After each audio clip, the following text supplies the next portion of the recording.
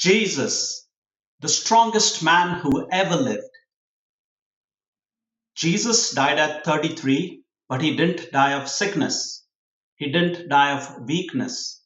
He died after being beaten, scourged, crucified because he gave up his life. His body was untouched by sin. Not once did it decay from the inside. This was a man with no moral rot, no physical weakness, strong in the way Adam was, the strongest of men. Before the preaching, before the miracles, Jesus worked. He didn't sit behind a scroll, he worked with his hands. The word used for him is tekton, that means a builder, a craftsman. He carried logs, he lifted stones, he hammered beams, he shaped timbers.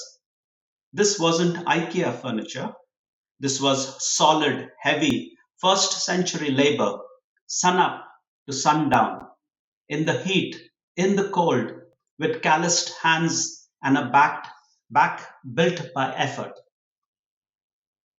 When his ministry began, he moved, walking for miles, hills, deserts, crowds, no transport, no luxuries.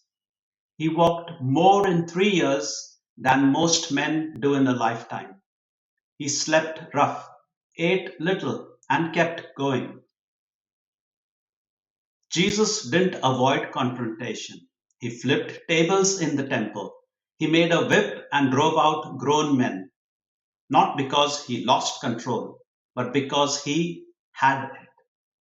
One man against a dozen merchants. He wasn't soft. He wasn't passive. He took action. Then came the scourging, a Roman flagrum, that is, metal, bones, and hooks, ripping flesh from the bone.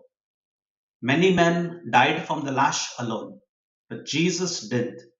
He stood through it, took it, muscle torn, skin shredded, and he kept going. That's strength. They gave him the cross, not a polished plank, but a splintered 100-pound beam. He carried it after the blood loss, after the beatings, through dust, through crowds, while soldiers mocked. He collapsed, not out of weakness, but because his body had already taken more punishment than most could survive.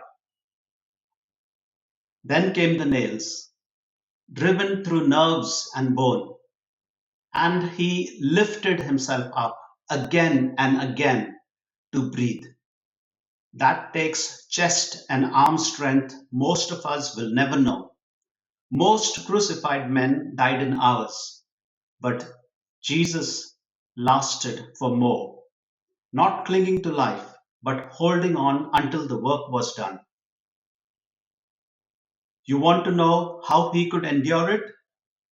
Because his body wasn't broken by sin.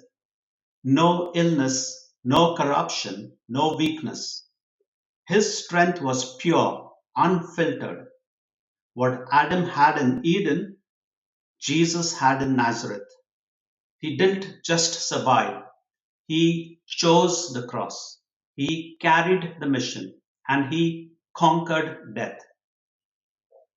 If you think Christianity is weak, look again.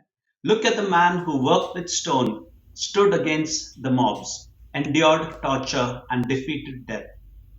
Jesus is the ultimate model of strength, that is physical, mental, and spiritual. And he calls you to follow, not in weakness, but in power, in purity, in strength.